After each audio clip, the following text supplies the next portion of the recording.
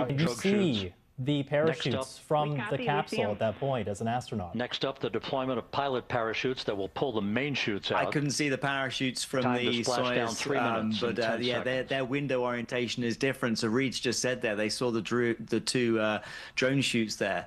So that's fantastic. That's great news. The spacecraft is going to be getting slower and slower and slower at the moment. Just getting ready for the next set of parachutes. We see the same on board. Well, we're getting word from NASA that the descent rate so far, exactly what they want to see, those initial parachutes slowing down that integrity of the Orion capsule with the 4 astronauts on board. As we watch it now, this incredible view coming into Earth as it descends through those blue skies, the 4 astronauts on board. And there go those initial chutes, and here come the next wave right there. Main chute deploy. And this is really kind of the final step, isn't it, Katie? Really starting to slow down. Absolutely. And approach the Pacific Ocean. It is. Search and recovery drogue beacon chutes has were been 130 miles an hour. They will splash down at 18 miles an hour. And we just have 3 good main chutes. A beautiful sight. Yeah. Good 3 main chutes, good reefing, good descent rate. Then we see 3 good-looking parachutes. 3 good-looking parachutes. Those are the words, Tim, I think that everybody wants to hear. That they are the words we were waiting for. That's the sight we were waiting to see. It's not until those 3 main canopies open that you've got a safe and stable spacecraft that's going to be coming down into the Pacific Ocean. That's absolute wonderful sight. It really is. That's about a football size worth of canopy there that's slowing that 10-ton capsule down. But it's brilliant to see. So the deployment of those 3 main parachutes would mean that that capsule would be about 6,000 feet above the surface of the Earth as we approach 1 minute now to splash down. Those images now crystal clear of the Orion with the 4 crew on board as it's now making its way towards the Pacific Ocean off the coast of California and San Diego. Let's listen in now to that NASA feed as we get to the countdown, 60 seconds or less here to go. Back on April 1st, and a trip around the moon.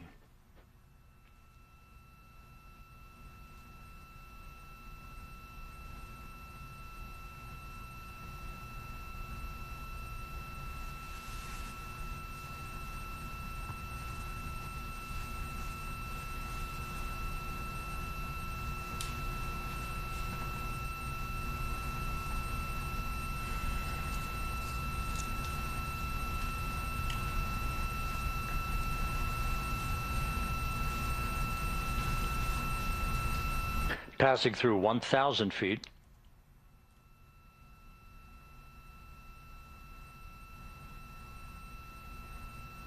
Can we drop straps? Or no, we can't drop the ticker.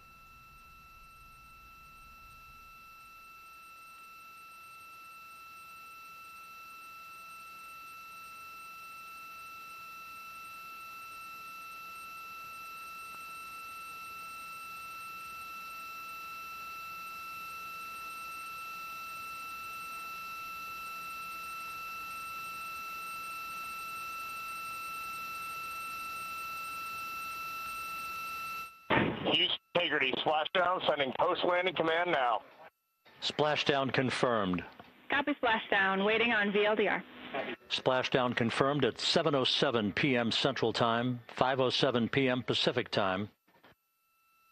From the pages of Jules Verne to a modern-day mission to the moon, a new chapter of the exploration of our celestial neighbor is complete. Integrity's astronauts back on Earth.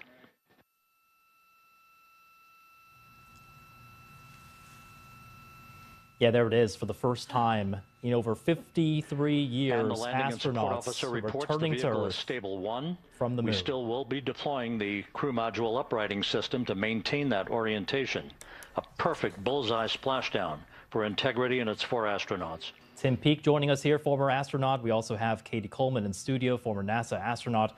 Katie, first to you, your thoughts watching that splashdown, perfectly executed. It was, it's hard to breathe.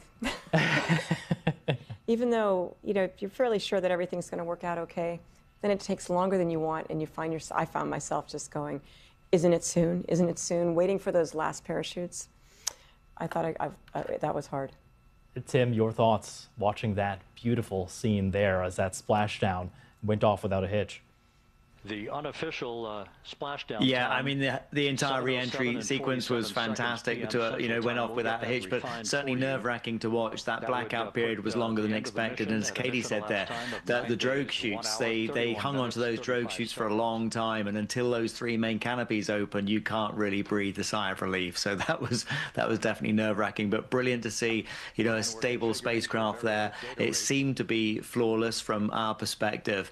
Obviously, it'd be great to hear in due course what the crew felt and what they thought of that, and how that felt to be in Orion as it splashed down in the Pacific. And Tim and Katie, we now have this view here where we're seeing on the left the main ship there, but on the right we're watching as those smaller boats now are moving to intercept and move closer to the Orion.